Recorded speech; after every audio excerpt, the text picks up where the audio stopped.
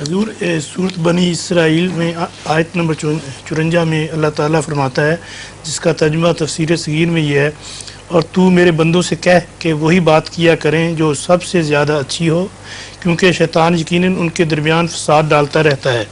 شیطان انسان کا کھلا کھلا دشمن ہے۔ اس کے علاوہ اللہ تعالیٰ سورت شمس میں آیات 8 اور 9 میں اللہ تعالیٰ انسان سے کے متعلق فرماتا ہے کہ جس کا ترجمہ تفسیر صغیر میں یہ ہے، اور انسانی نفس کو بھی اور اس کے بے عیب بنائے جانے کو شہادت کے طور پر پیش کرتا ہوں کہ اس اللہ نے نفس پر اس کی بدکاری کی راہوں کو بھی اور اس کے تقوی کے راستوں کو بھی اچھی طرح کھول دیا ہے۔ اب سوال پیدا ہوتا ہے کہ جب اللہ تعالیٰ نے انسانی نفس کو بے عیب بنایا ہے اور اس پر بدکاری اور تقوی کے راستوں کو بھی کھول دیا ہے، تو پھر شیطان کس طرح انسان کو ورگلاتا رہتا ہے؟ آپ نے جس طرح سوال اٹھایا، میرے خیال میں تو سوال بنتا ہی کوئی نہیں، ہرگز کوئی سوال نہیں بن رہا۔ بات یہ ہے کہ انسان پر جب اس کی تقوی اور بدی کی راہیں کھول دیں تو ظاہر ہے کہ دونوں اختیار کرنے کا اس کو حق دے دیا ہے۔ جب حق دے دیا ہے تو شیطان اس کو استعمال کیوں نہ کرے؟ اور یہی اس کا مکالمہ ہوا ہے اللہ تعالیٰ کے ساتھ۔ اس نے کہا مجھے مہلت دے، تو یہ جو مٹی کے بنے ہوئے لوگ ہیں جن کو تو نے مجھ پر فضیلت دے دی ہے، میں دکھا دوں گا کہ یہ میری عبادت کریں گے تیری بجائے۔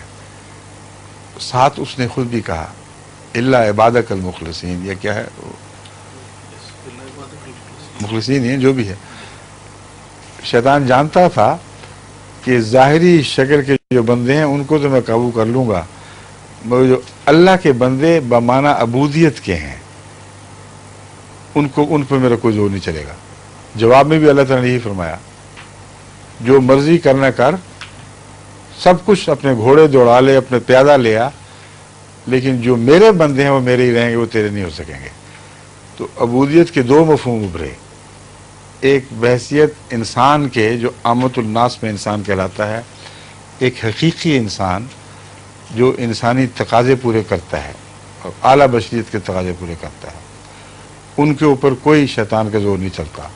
مگر جب دو رستے آپ نے آیتیں پڑھ کے سنائی ہیں، دو رستے خدا نے خود بنائے اور کھول دیے اور شیطان کو اجازت بھی دے دی، تو وہ دخل کیوں نہ دے؟ پھر اس کو اللہ میں چھٹی دی ہوئی ہے، آپ کون ہوتے ہیں روکنے والے؟ ہاں آپ روک سکتے ہیں، اس سے اپنے آپ کو روکیں، شیطان کو کرنے دیں جو کرتا ہے۔ ٹھیک ہے، کہ اللہ عبادک منہم المخلصین، ہاں عبادک منہم المخلصین، ہاں اللہ عبادک کا۔ اور شیطان نے بھی یہ بات، آخر وہ جانتا تو سب کچھ تھا نا، جان بوجھ کے بڑا شیطان بنا ہے، اس لیے بات بڑی گہری کرتا ہے۔ کہتا ہے عبادت تو وہ بھی تیرے ہی ہیں نا ایک قسم کے، آخر سب کو تو نے پیدا کیا، مگر ان میں جو مخلص ہیں ان پہ میرا داؤ نہیں چلے گا۔ یہ پکی بات ہے، یہاں بے اختیاری ہے۔ جواب میں اللہ تعالیٰ فرماتا ہے لیس لک علیہم سلطان، ان عبادی لیس لک علیہم ان عبادی لیس لک علیہم سلطان الا من اتبعک من الغاوین۔ ہاں، خدا نے بھی عبادی کے مضمون کو عمومی طور پر پہلے بیان فرمایا ہے۔